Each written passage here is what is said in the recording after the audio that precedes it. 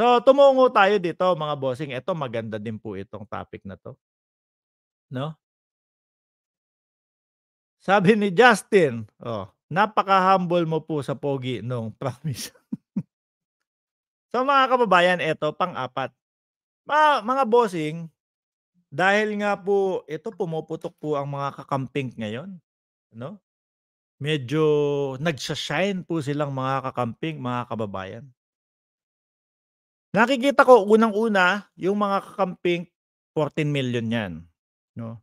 Nakikita ko halos ayoko sabihin na 100%, 'no? Sabihin mo ng 95% nila, 'no, galit kay dating Pangulong Duterte, ayan. Galit kay dating Pangulong Duterte. So, yung iba sa kanila, mga kababayan, especially Maharlika, mga bossing, is nananawagan sa kanila. Isa doon sa naging video ni sabi ni Justin, oo, gustong madisbar si Glenn Chong. Si Maharlika, isa sa video niya mga kababayan, ang sabi niya is, ano ba yun? "Kayo, mga kakamping, magsama-sama kayo, kausapin niyo si Attorney Leni Robredo, ganito, ganyan, na ganito. Ganito ang ginagawa ng ating presidente ngayon." Oo. Siguro ang iniisip ni Maharlika, mga kababayan, galit din ang kakamping kasi kung makikita niyo naman po mga bossing, 'di ba, nung panahon ng eleksyon talagang banatan tayo, 'no? Talagang bwisitan, mambubwisit tayo nung mga kakamping, bubwisitin tayo nung kakamping, yun po talaga yung ano, malalang bardagulan, mga boss. So ngayon, ano 'tong pangalan mo? Pastor Pastor Piccoloy. Glenn Chong mukha palang, manunubo talaga.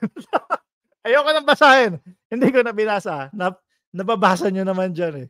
Oh, Pastor Piccoloy. So, nawala tuloy ako dun sa comment mo. Anyway, gusto nilang maging kakampi yung mga kakamping, mga kababayan.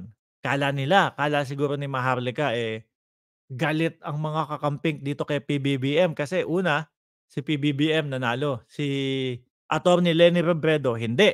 So, isa 'yan siguro sa inisip niya, mga kababayan, at siguro akala niya 'no, nagtatanim ng galit yung mga kakamping, mga kababayan. Kaya inisip niya, nagtigas-tigasan ng mukha, 'no, na, "Ano, kayo mga kakamping, sabihin niyo kay Attorney Leni Robredo, ganito ang ginagawa ng ating presidente." Nagkamali po siya, mga kababayan. Yung pala sa kanya bwisit yung mga kakamping.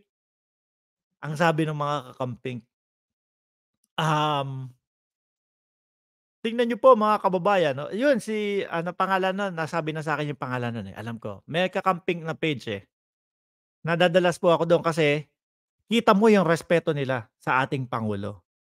Ramdam mo yung tipo bang, wala na kaming magagawa, talo kami nung eleksyon, eh. Pero ngayon nakikita namin na kumbaga okey palang maging presidente si PBBM. So ngayon mga kababayan, medyo umaano na, 'no? So sabi sabi sa kanya nung mga kakamping dun, "Napakabastos niyang bunganga ng 'yan, hindi na maganda ang inaano. Hindi kami bumoto kay PBBM, hindi namin sinuportahan si Pangulong Marcos noong eleksyon. Pero ngayon nakikita namin yung mga kagandahang ginagawa ni Pangulong Marcos. Sumusuporta kami. Grabe na talaga yung bunganga niyang babae na yan, dapat yan makulong, ganito, ganyan." Pahiya mga boss, pahiya. Sabi ko, "Naku, 'wag mo nang uulitin yun, Maharlika, 'wag mo na uulitin yun, napapahiya ka." So ngayon po, bakit ko linagay diyan mga kababayan, 'no? Sa title, matapang si BBM.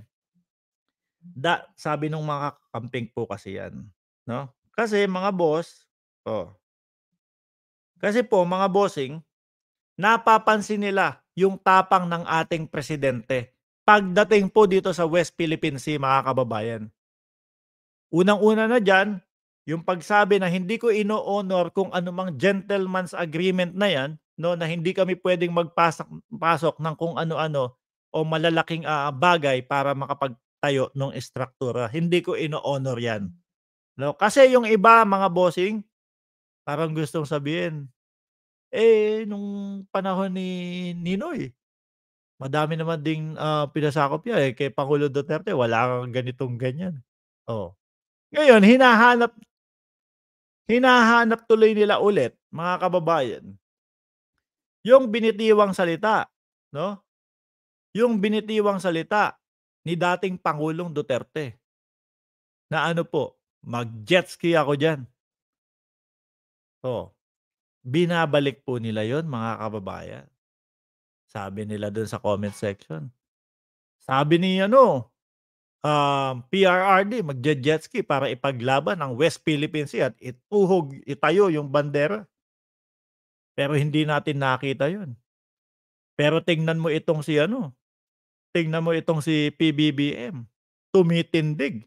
Oh, tumitindig pagdating sa West Philippine Sea. Iyan po, mga kababayan, yun ang nagugustuhan nila, yung tapang ni Pangulong Bongbong Marcos, 'no, na ipagtanggol po itong mga isla natin, mga kababayan. Yun yung nagugustuhan lalo po nila, mga kababayan, 'no. Kaya sabi ko, naku po, ang ganda nito, exciting 'to. Sa susunod na eleksyon, 'no, if ever mabago ang utak ni Senator Trillanes, mga kababayan, 2025, nakikini-kinita ko may tsansa 'yan makabalik sa Senado. Kaso nga ang problema, lokal ang tatakbuhin. Hindi ko alam kung mayor o congressman. Hindi ko alam, basta hindi ko alam kung anong posisyon yung tatakbuhin niya dun, lokal. Pero 'pag narinig niya yung taong bayan, "Oh, parang okey pala si Senator Trillanes." Malamang po 'yan, mabago ang isip niya, 'no? Ano, bumalik sa Senado po, mga kababayan. At sa nakikita ko naman po, yung kanilang ipinapaliwanag, mga bossing, medyo ano, okey po, at madami pong naliliwanagan, na mga, loyalista, madaming naliliwanagan po kay Senator Trillanes. Kaya ang nakikita ko, mga boss, 'no, simula't simula pa lang po nung eleksyon, oh, ano yung ano natin, ano yung talagang tumatak sa isip natin, unity. Ayan, unity, mga kababayan. Kaya nga po 'di ba nung eleksyon pa lang, sabi okey 'no, okey 'to kasi kumbaga parang wala ng awayan, wala ng hiwalay-hiwalay, magkaka-unity. Which is ang nangyayari po is nagkakaroon po talaga ng unite, nagkaka-unity po talaga. Lalo na kaya lang ang problema, sila yung humihiwalay, yung ano, yung mga berde, humihiwalay po, mga kababayan. Sabi ko, 'pag nagkataon, pink at pula nagsama, plus 14,000,000 po 'yan. Although mababawasan yung 31,000,000 ni PBBM, panigurado po ako diyan. Mababawasan 'yon, 'no, pero hindi yung gano'n ka-ano. Pero i-on top mo do'n yung 14,000,000 ng kakampings, mga kababayan. Kasi nakikita nila, naiintindihan nila, kung ano yung ginagawa, kung ano yung trabaho ng ating presidente, 'no? Sabi ko, patay pagka eto nangyari, mas mahirap pong gibain 'yun. 'Yun yung nakikita ko, 'no?